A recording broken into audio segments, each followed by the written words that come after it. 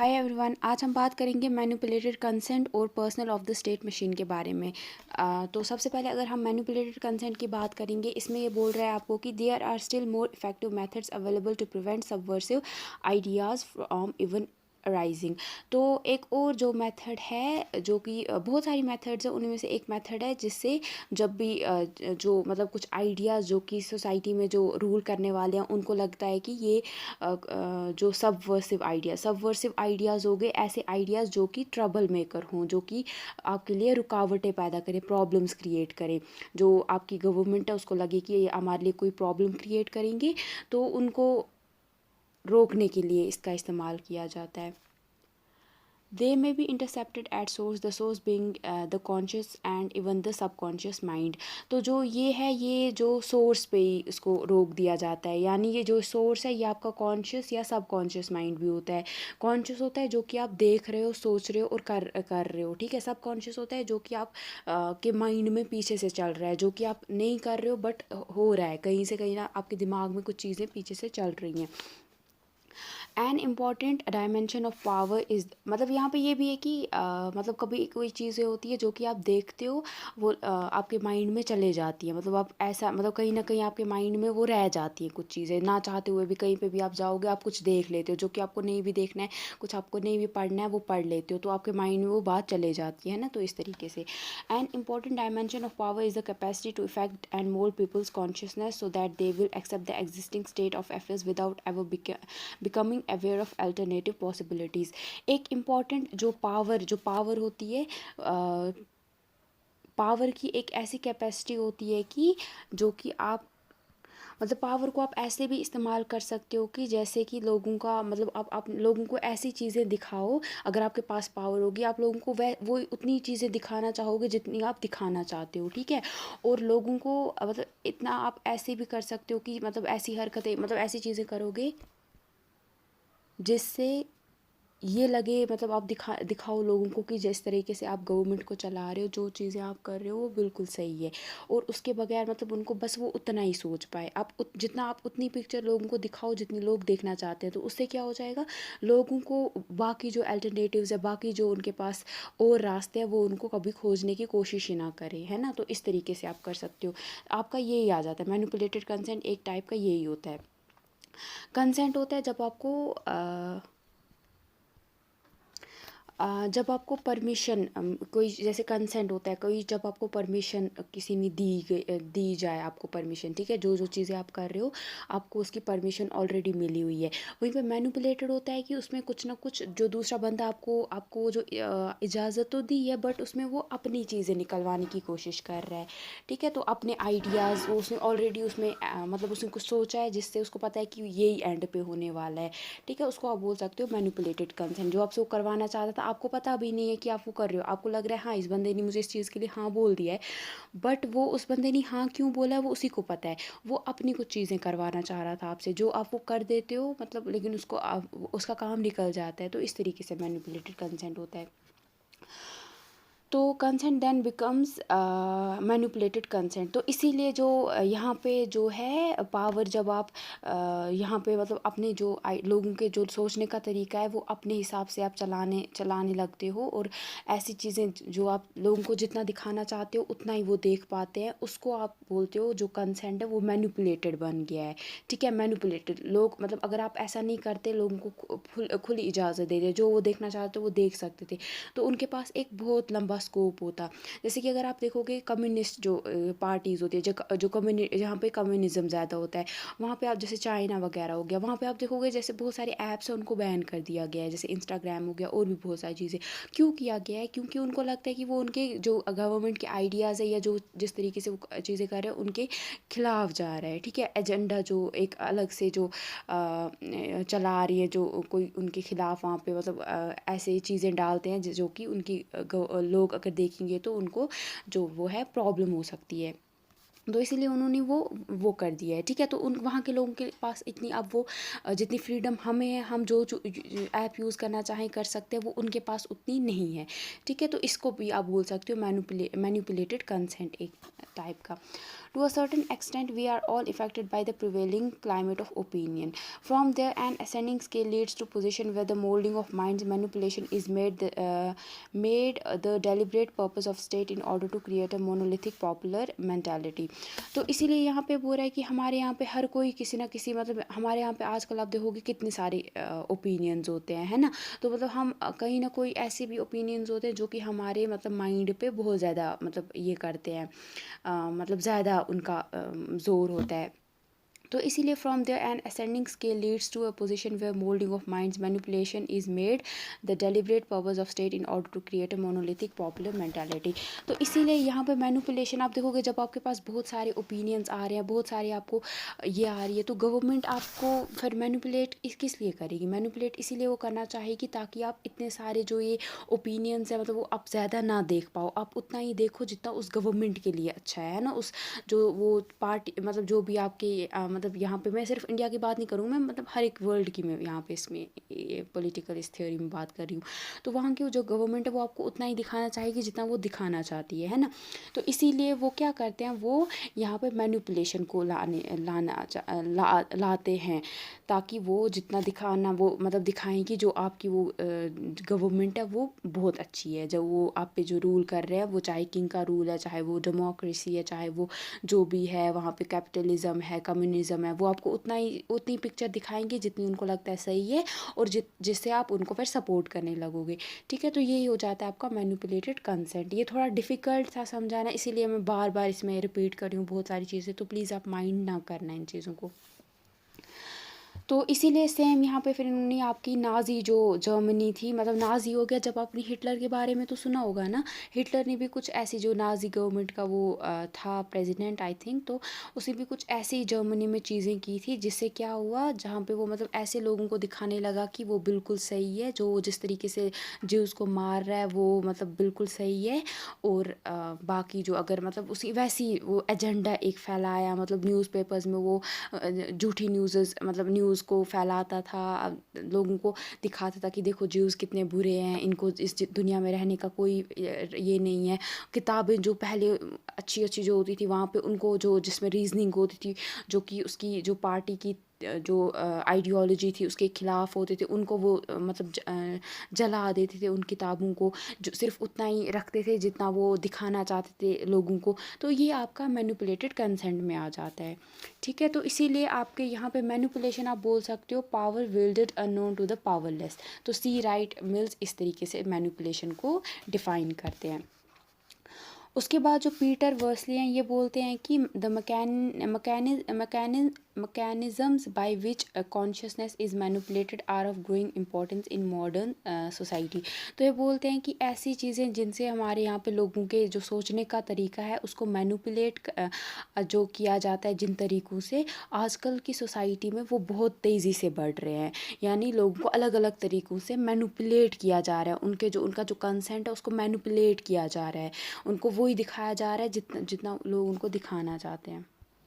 तो अगर हम मार्क्सिज्म की बात करेंगे, मार्क्सिस्ट लैंग्वेज में क्या बोला जा रहा है कि इस तरीके का जो मैनिपुलेटेड कंसेंट है ये आखिर में क्या हो जाएगा, इससे फॉल्स कॉन्शियसनेस आ जाएगी लोगों के दिमाग में। यानी उनको लोगों को पता ही नहीं होगा कि मतलब क्या सही है क्या गलत है, वो जो मतलब वो जान ही नहीं पाएंगे फिर कि सच क्या है क्या झूठ है। तो जो उनको दिखाया जाएगा वो उतना ही देखेंगे और उसी चीज़ पे वो क्या करने लगेंगे, बिलीव करने लगेंगे। हो सकता है वो चीज़ गलत भी हो, सही ना हो, झूठ हो, बट स्टिल जितना आप उनको दिखाना चाहोगे वो उसी चीज़ को फिर सच मानने लगेंगे, जो कि लॉन्ग टर्म के लिए फिर सोसाइटी के लिए अच्छा नहीं है। मार्क्सिज्म की लैंग्वेज में मार्क्सिज्म इस चीज़ ये बोलते हैं इसको। Against that, it could be argued that where people are free to choose and to express their choice as in liberal democratic systems, the manipulation of consciousness is not possible. तो अगर वहीं पे अगर हम देखेंगे ऐसी सोसाइटी जहाँ पे लोगों को पूरी छूट मिलती है, वो अपने आइडियाज़ को एक्सप्रेस कर सकते हैं, जो चीज़ों को देखना जो वो मानना चाहते हैं वो उनको मतलब बहुत सारे आइडियाज़ दिए जाते हैं जिनको वो मानना चाहते हैं वो मान सकते हैं। तो जैसे कि आपकी लिबरल डेमोक्रेटिक जो सोसाइटीज़ होती है वहाँ पे, तो यहाँ पे आप किसी के जो कॉन्शियसनेस है, जो उनके सोचने का तरीका है, उसको मैनिपुलेट कर आराम से नहीं कर सकते हो, जल्दी से नहीं कर सकते हो, ठीक है। तो पॉसिबल नहीं है वहाँ पे, बहुत कम पॉसिबिलिटीज़ हो जाती हैं, क्योंकि यहाँ पे लोगों को आप फ्री चॉइस देते हो। कैसे देते हो, मतलब उनको बहुत सारे ऑप्शंस होते हैं उनके पास, जिस चीज़ पे वो बिलीव करना चाहते हैं वो अपने हिसाब से कर सकते हैं, रीजनिंग के हिसाब से। Manipulation can only occur where free choice does not exist as in one party system.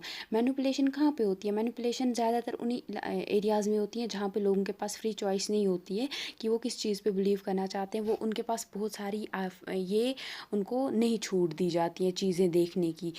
तो ये है यहाँ पे, और जैसे कि वन पार्टी सिस्टम है। It is also argued that whatever people are free to choose but do not in fact choose an alternative to the existing order, for example by supporting parties committed to radical changes, it is safe to assume that existing structure of society is broadly what people want.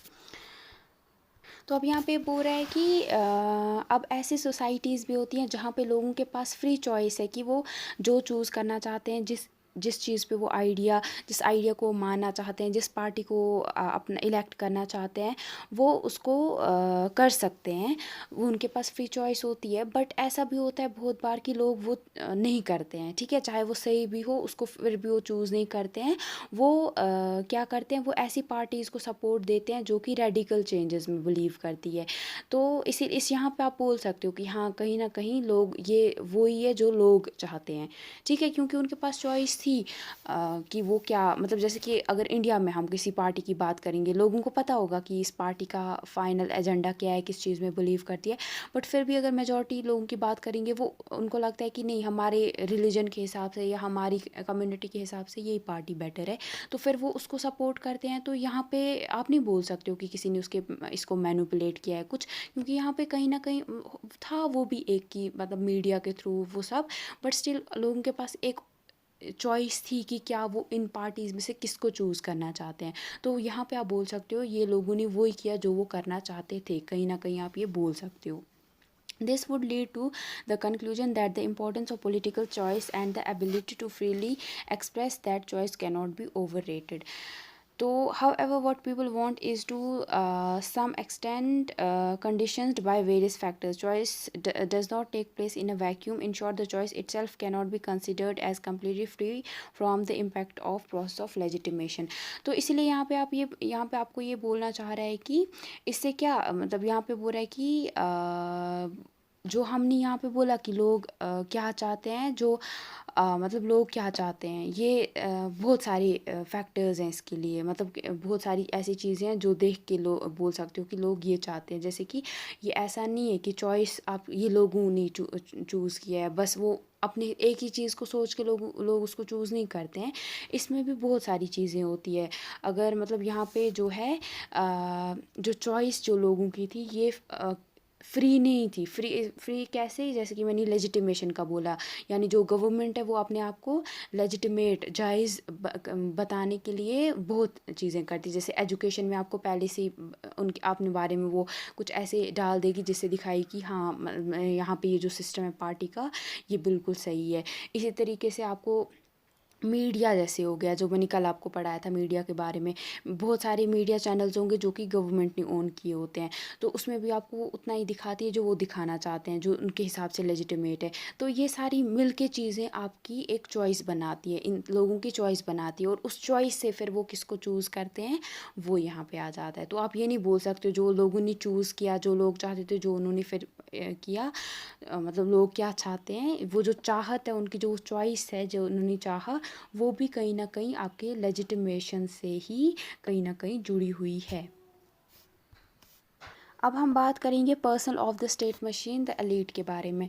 तो यहाँ पे जैसे कि अभी तक हमने political problems वगैरह को जो अभी तक हमने देखा इसमें, तो उन सब को देख के हमने कुछ चीज़ें इसमें पढ़ी, ठीक है। तो अब हम देखते हैं यहाँ पे जो हमने ये भी देखा, जो पावर है वो एक ही बंदे के पास नहीं होती है हमेशा, है ना। तो जो पावर है वो टूटी हुई होती है टुकड़ों में, कि कोई एक ही पावर को इस्तेमाल नहीं कर सकता। आप देखोगे जो पावर है वो बहुत सारे लोगों के पास होती है, अलग अलग लेवल्स पे होती है। एक स्ट्रक्चर होता है जिसके हिसाब से लोगों को पावर दी जाती है। लोगों को नहीं, जो लोग मतलब पावर में होते हैं, जिनके पास होता है, जैसे प्राइम मिनिस्टर हो गया, सारी पावर हमारे यहाँ पे प्राइम मिनिस्टर के पास ही तो नहीं है ना। फिर उनके ऊपर मतलब हर एक के जो उनके साथ साथ जो काम करते हैं, हर एक के पास कहीं ना कहीं जितना वो एक ये है जो मतलब उनके पास हर एक को पावर मतलब सब में बांटी गई है। तो इसी तरीके से है, तो अलग अलग सेक्टर्स में पावर को डिस्ट्रीब्यूट किया जाता है। तो इसीलिए इसके बाद यहाँ पे है कि जो अब पावर को किस तरीके से बांटा जाएगा, किन सेक्टर्स में कितना पावर को डिस्ट्रीब्यूट किया जाएगा, ये हर एक जो स्टेट है उसके किस तरीके से वो किस सिस्टम को, किस आइडियोलॉजी को मानता है, किस किस्म का वहाँ पे पॉलिटिकल सिस्टम है, इस पे डिपेंड करता है।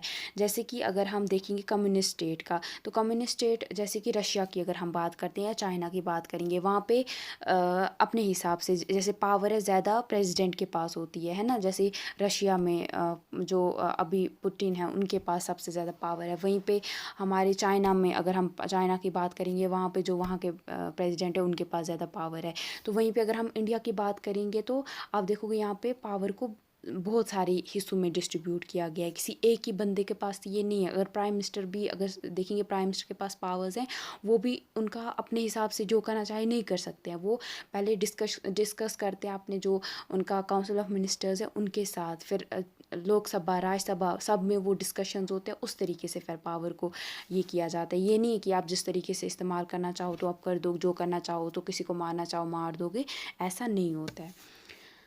तो अब है यहाँ पे, अब जो पर्सनल ऑफ दीज सेक्टर्स है, अब जो ये पावर है मैंने जैसे आप बोला अलग अलग लोगों में बांटी जाती है। अब ये लोग कौन होते हैं, ठीक है, इसके बारे में हम देखेंगे। तो अगर हम स्टेट की बात करेंगे, ये स्टेट एक मशीन नहीं है। मशीन मतलब ये नहीं है कि कोई मतलब ऐसे आप किसी को बोलोगे, जैसे छोटे बच्चे को आप बोलोगे ये स्टेट क्या होता है, ये गवर्नमेंट क्या होती है, वो बोलेगा गवर्नमेंट, उसको तो लगे उसको कहाँ पता होगा कि गवर्नमेंट को कौन चलाते हैं, लोग चलाते हैं। तो बच्चे को तो लगेगा हाँ ये कोई मशीन सी होगी, या कोई ये कुछ चीज़ है जो नहीं देख सकते हैं, या कुछ ऐसा है ना। लेकिन ये मशीन नहीं है, स्टेट कोई मशीन नहीं है, बल्कि ये एक बहुत सारे लोग मिलके इसको चलाते हैं, ठीक है। The state is set of institution staffed by people whose ideas and basic attitudes are largely influenced by their origin and social environment. तो आप ये बोल सकते हो, बहुत इंपॉर्टेंट डेफिनेशन है। जो स्टेट है ये बहुत सारे इंस्टीट्यूशंस को मिल के बनता है, और इन इंस्टीट्यूशन में लोग होते हैं जो कि इनको चलाते हैं, और अपने उन सब वो लोग जो होते हैं इनके आइडियाज़ और बेसिक जो एटीट्यूड है चीज़ों को लेके, ये कहीं ना कहीं एक दूसरे से जुड़ा हुआ होता है, ठीक है। इनका जो सोशल एनवायरनमेंट है, जहाँ से आते हैं, जिस सोसाइटी से आते हैं, उनको देख के ये स्टेट का जो इंस्टीट्यूशन है उनको चलाते हैं। जैसे चाइना की अगर बात करोगे, वहाँ पे अलग तरीके से वहाँ पे गवर्नमेंट चलती है। वहीं पे इंडिया की बात करेंगे, यहाँ पे बिल्कुल डिफरेंट तरीके से चलती है ना। तो इस तरीके से होता है आपका स्टेट। तो अब आप देखोगे जो the composition of the state elite is an important problem in the study of politics. अगर हम जो स्टेट के अंदर जो एलीट होता है, ये एलीट क्लास होती है, ये बहुत बड़ी प्रॉब्लम है स्टडी ऑफ पॉलिटिक्स में। जैसे कि JAC Griffith in the politics of the judiciary exemplifies what is meant by the term state elite with reference to study done earlier। तो यहाँ पे बोल रहा है कि जो JAC ग्रिफिथ जो थे, इन्होंने अपनी किताब लिखी थी जिसका नाम था the politics of the judiciary. इसमें ये जो ये छोटी सी टर्म है स्टेट एलीट, इसको बहुत अच्छे तरीके से, इजी तरीके से डिफ़ाइन करने की कोशिश करते हैं। तो it shows that in Britain in broad terms 4 out of 5 full time professional जजेस are products of the elite. तो यहाँ पे बताते हैं कि ब्रिटेन में क्या था, ब्रिटेन में जो आपके जो ये ब्रॉड टर्म्स में ये समझा जाता है कि अगर जो 5 में से जो 4 फुल टाइम प्रोफेशनल जजेस वहाँ पे होते थे, वो एक एलीट का पार्ट होते थे, ठीक है। जो वहाँ पे जजेस होते थे, वो जो फुल टाइम प्रोफेशनल जजेस होते थे, उनको एलीट बोला जाता था। It is not surprising that while discussing judicial opinion about political cases, Griffith finds a remarkable consistency of approach in these cases concentrated in a fairly narrow part of the spectrum of political opinion. तो इसीलिए यहाँ पे बोलते हैं कि जो ये चार पांच में से जो चार बंदे होते थे ये कैसे एलीट का पार्ट होते थे। एलीट इनको इस तरीके से बोला जाता था कि ये जब भी कोई केस वगैरह यहाँ पे होता था, कोई भी जब भी इन यहाँ पे पॉलिटिकल केस वगैरह आता था, ये उसको जो मतलब जो भी उसके ऊपर अपनी जो भी मतलब बताते थे बात, वो कहीं ना कहीं पॉलिटिक्स को इसमें मतलब घुसाते थे। ठीक है, तो यहाँ पे बोलते हैं कि और उसमें हमेशा उन जो केसेस जो भी ये केसेस में बात करते थे वो कहीं ना कहीं एक दूसरे से उनमें जो भी एंड पे वो उसका जो फैसला सुनाते थे वो कहीं ना कहीं इन केसेस में वो उन चारों का सेम हुआ करता था। ठीक है, जो एक अलग बंदा होता था वो अलग से बोलता था, लेकिन ये जो चार हैं इनका सेम कहीं ना कहीं जो अप्रोच होती थी उस केस को देखने की, जो भी केसेस इनके पास होते थे वो सेम होते थे इन चारों के। तो इसको आप बोल सकते हो क्या, एलीट। ठीक है, स्टेट एलीट इस तरीके से होता है। तो अब यहाँ पे अगर आप देखोगे it must be noted here that from different theoretical point of view, different answers will be given to the question as to how decisive the nature and composition of the state elite are. तो अगर हम यहाँ पे elitist theories की बात करेंगे, जो elitist theories accord the highest importance to this factor. In their perspective, the nature of political system is best explained by analysis of its elite, the ruling minority which controls the state apparatus.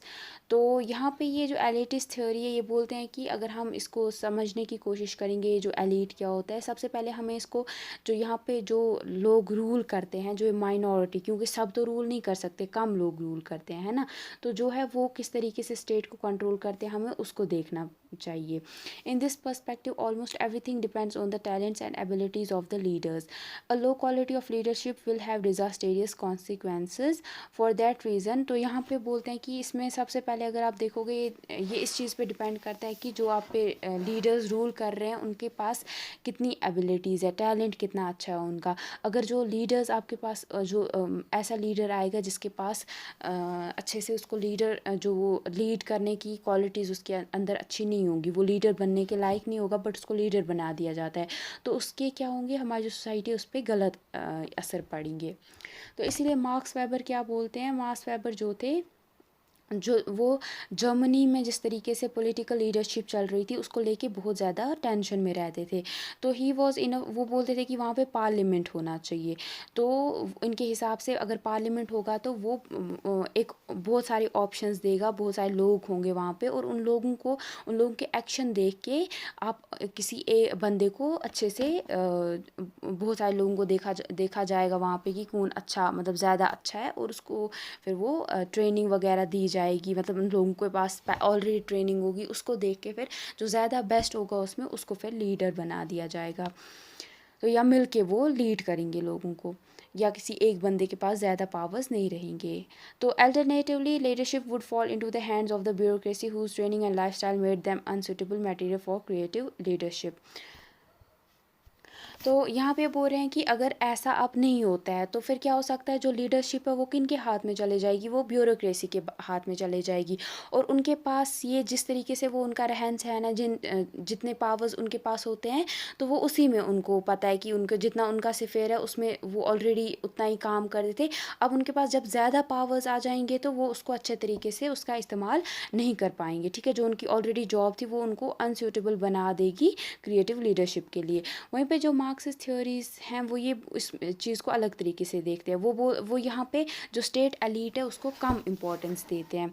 State elite आप ये समझ लो कि जो minority वाले जो लोग हैं ना, जैसे आप देखोगे हमारे इंडिया पे भी रूल कर रहे हैं, ज़्यादा रूल हम जो है हम रूल्ड हैं। ठीक है, हम जो हैं वो हम पे वी आर बीइंग रूल्ड। ठीक है, हम रूलर्स नहीं हैं, हम ये हैं सिटीजन्स है, वो लोग हम पे रूल कर रहे हैं। जैसे प्राइम मिनिस्टर हो गया वो माइनॉरिटी में है, हम मेजॉरिटी में। ठीक है, आम जनता वो मेजॉरिटी में है, और जो रूलर्स हैं वो रूलर्स में सारे आ जाते हैं ना, जो पॉलिटिकल सिस्टम वगैरह हो गया, जो पॉलिटिकल पार्टी है वो आप देखो वो क्या है, वो माइनॉरिटी में है। ठीक है, वो उसको आप बोलते हो पॉलिटिकल एलीट। ठीक है, स्टेट एलीट। तो ये क्या बोलते हैं कि the argument would rather be that the purpose and the aims of state activity are determined less by the elite but far more by social context and economic framework within the state system is located. This structure is of great importance in the way than the character of personnel that staff of the state machine. तो यहाँ पे ये बोल रहे हैं कि इसीलिए ये जो है यहाँ पे आपके जो भी आपके यहाँ पे जो पर्पस और एम्स वगैरह स्टेट एक्टिविटी को लेके वो कम से कम किसके हाथ में होने चाहिए, एलीट के हाथ में, ठीक है। जो एलीट स्टेट एलीट जो हैं वो कम से कम उनके मतलब ये नहीं वो जो करना चाहते हैं वो कर पाएँ, बल्कि उनको जो भी वहाँ पे आपके जो भी डिसीजंस लिए जाएंगे वो उस जो कंट्री है उसके सोशल जो सोसाइटी का कैसा कॉन्टेक्स्ट है, किस तरीके से रहने का तरीका है वो सब, और इकोनॉमिक फ्रेमवर्क कैसा है उसको लेके देख के वहाँ पे उनको फिर उस स्टेट को चलाना चाहिए। तो दिस स्ट्रक्चर इज़ ऑफ, तो ये जो इस तरीके का ये जो तरीका है ये बहुत इंपॉर्टेंट है यहाँ पे। तो then the character of the personnel that staff the ये उतना नहीं है यहाँ पे। उसके बाद generally structure theories would emphasise the constants on the government stemming from social structures within which the government has to operate. So, nevertheless, the two types of interpretation need not be mutually exclusive. This brings us to final question, which deals with the relation of state and society. तो यहाँ पे बोल रहे हैं कि आप दोनों ये जो है सोचने के तरीके अलग है और ज़रूरी नहीं है कि एक दूसरे के साथ मिलते हो हमेशा। तो अब इसके साथ हम अपने जो फाइनल क्वेश्चन है उसको देखेंगे। हम जो हमारा यहाँ पे फाइनल है वो स्टेट और सोसाइटी में क्या रिश्ता है, ठीक है, ये क्या रिलेशनशिप है दोनों का। तो जो ये फ्रेज़ है which Marx apply to Bonapartist state that its power was not suspended mid air can be generalise to apply to all the state types of state system then several problems present themselves. How does the power structure of society affect and constrain the political leaders? To what extent does the state interfere to maintain and legitimate or alternatively mitigate the inequalities of the social system? तो यहाँ पे बोल रहे हैं कि किस तरीके से जो मार्क्स है उन्होंने जो बोनापार्टिस्ट जो स्टेट था उसको कैसे यहाँ पे बोला कि जो उनकी पावर है वो अचानक से ही उनसे नहीं छिन गई, बल्कि उसके छिनने में बहुत सारी ऐसी चीज़ें थी जिन्होंने हेल्प करा, जो कि मतलब लॉन्ग टर्म में पहले से ही हो रही थी, जिसकी वजह से उनसे पावर एंड पे छीनी गई। तो अब यहाँ पे बोल रहे हैं कि अब है कि then several problems present themselves. How does the power structure of society affect and constrain the political leaders. अब यहाँ पे बोल रहा है कि हम अगर हमें किसी भी जो स्टेट और जो सोसाइटी है उसकी ये देखना, अगर प्रॉब्लम्स को देखना है या उसको समझने की कोशिश करनी है, तो सबसे पहले हमें देखना है कि कौन से ऐसे रुकावटें हैं जो कि पॉलिटिकल लीडर्स को अपना काम करने से रोक रही हैं या इफ़ेक्ट कर रही हैं, ठीक है। जो उनके पास पावर है उसको कितनी हद तक उनके पास वो पावर है, किस हद तक उनके पास वो पावर है। To what extent does the state interfere to maintain or and legitimise or alternatively mitigate the inequalities of the social system. तो उसके बाद ये बोलते हैं कि दूसरा सवाल आप ये देख सकते हो कि किस हद तक जो स्टेट है वो एक सोसाइटी में लेजिटिमाइज जो है वो चीज़ें जो दिखाना चाहता है, मतलब जो वो जिन चीज़ों को लेजिटिमेट समझता है वो उसको रख सकता है, मतलब जो सही चीज़ें स्टेट के हिसाब से वो मेंटेन कर सकता है, और कैसे इनइक्वालिटी जो सोसाइटी सोशल सिस्टम है उसको कम कर सकता है, काम वगैरह करता है। उसके बाद है जो सिविल सोसाइटी है वो कितनी इंडिपेंडेंट है स्टेट से, कितनी आज़ाद है, कितनी उसको फ्रीडम मिलती है। तो ये सारा है यहाँ पे, ठीक है। तो इतना ही था यहाँ पे। For some theories the concept of totalitarianism is meant to suggest a situation where society is totally controlled by state power and therefore has no independence at all. तो कुछ theorists के हिसाब से यहाँ पे